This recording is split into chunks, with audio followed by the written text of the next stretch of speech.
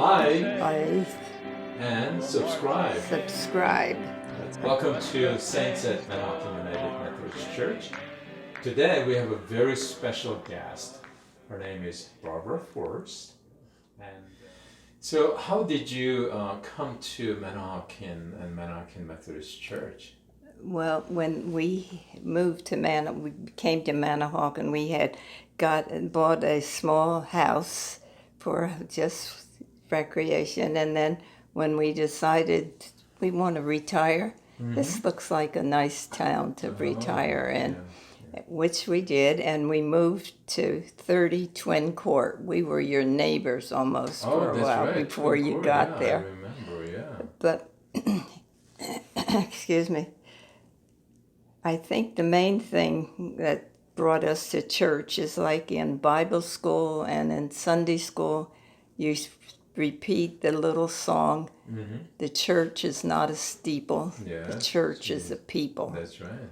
And that's why we went to the Manahawkin United Methodist Church. As somehow people came to us, and it was just a warm feeling. Now, we are talking about the years, what year, like in 1980s or 1990s, when you retired into Manahawkin.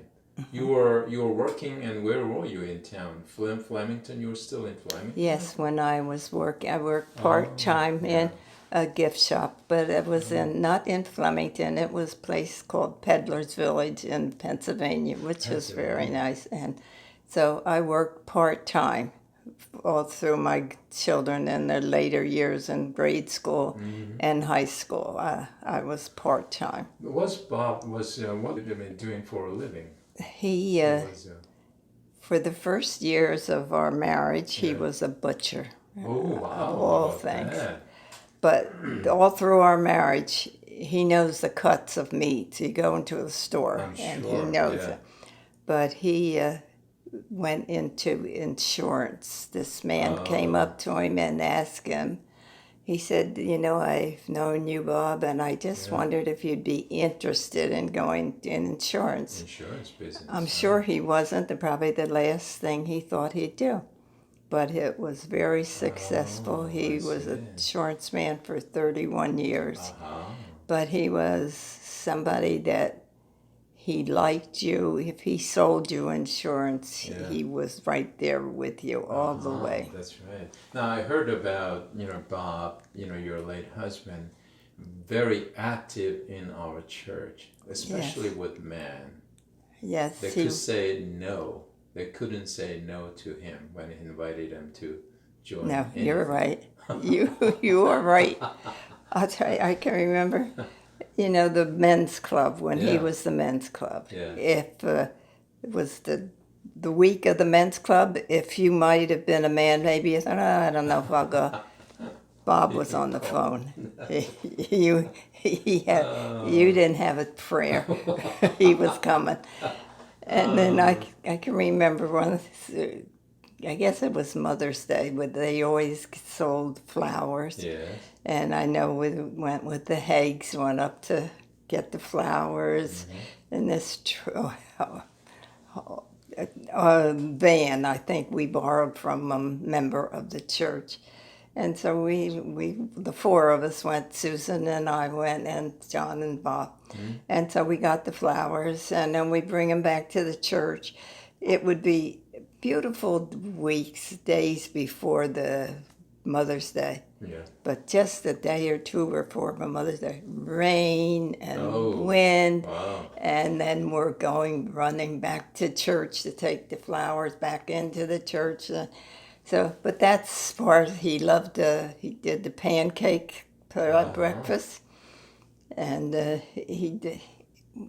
whatever he did, he put his heart and soul into it. Good. It was never done halfway. That's right. Yeah. That's right. Yeah. So, do you remember the first time you ever entered into the Manahawkin Church? What was the impression you had?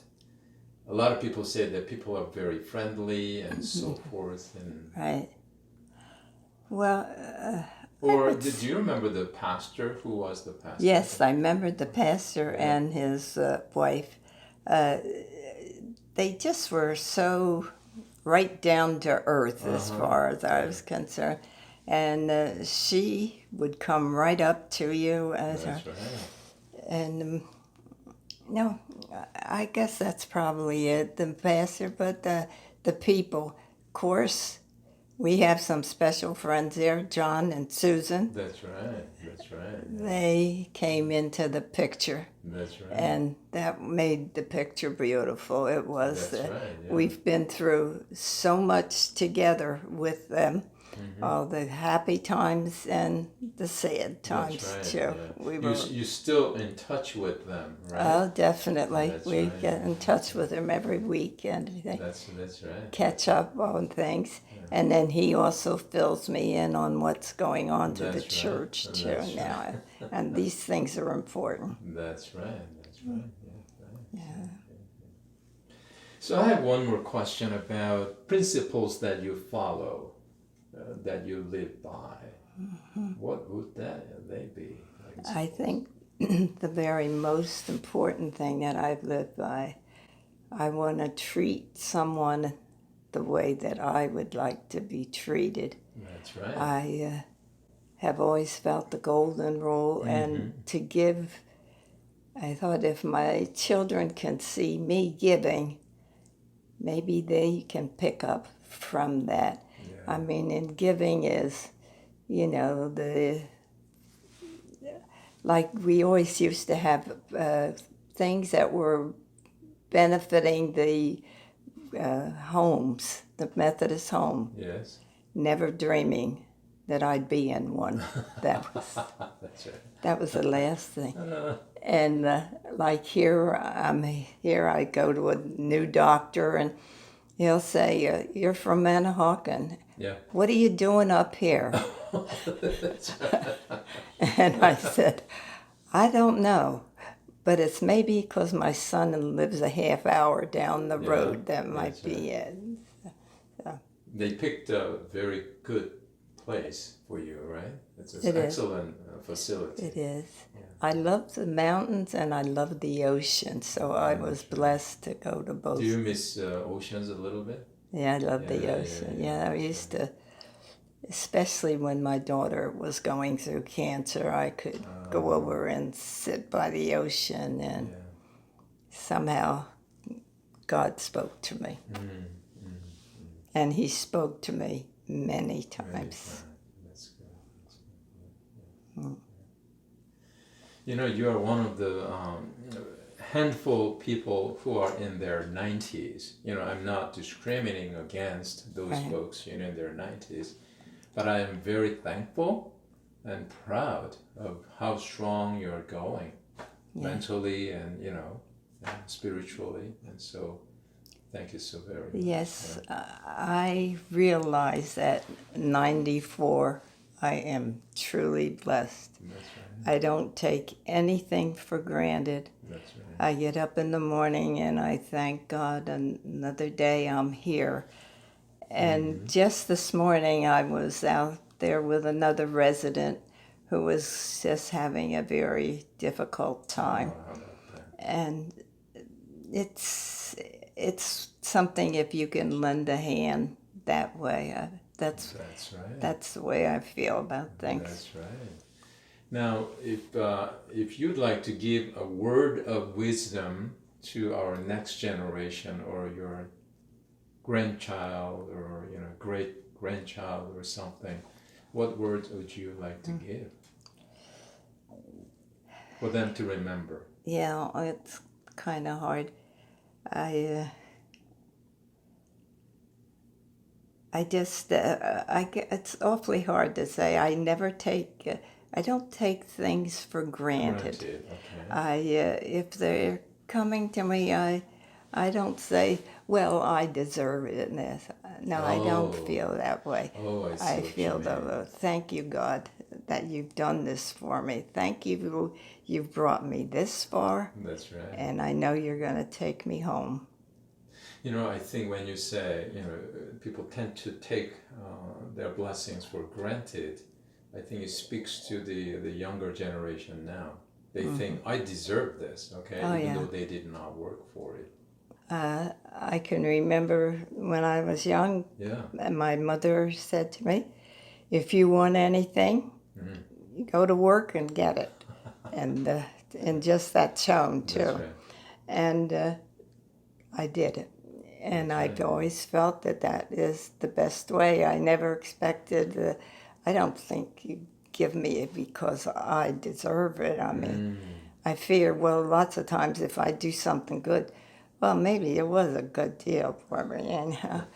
But no, I don't feel that way. And I wish that the young people today would know that you have to work for something, That's right. and not just dig ditches and all this kind of, just going in so many ways that you don't realize you're going up these steps and there's a top there, and just keep working for it. That's right. That's right. Yeah.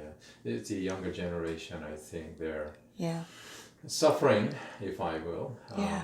from this entitlement that I deserve, even though, yeah. as you said, they didn't work for it. Yes, what they're going through, the young people today, and some of it is how can they understand it? We're older and we're supposed to be smarter and understand, but we don't. You can't understand why, but That's right. he'll tell us someday. That's right. Yeah. Do you have anything else you would like to share with us? No, I guess not. I mean, I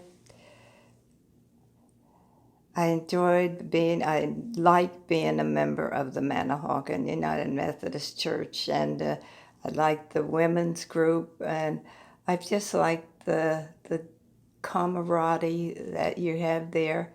It just seems as though it's something that's it can't be held in your hands, but I know I hold you all in my heart. That's very nice. Yeah.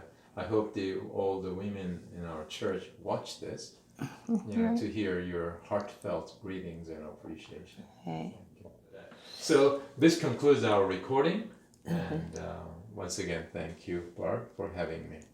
Thank you for coming. You're welcome.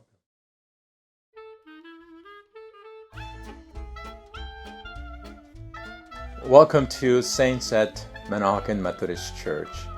We have a very special guest today. Her name is Dorothy Dorner. So we provided house. I see. Okay, makes at sense. the church. We put Yeah, them that's up and fed them, and Oh. many times I slept at the church. Well, I tried to sleep at the church.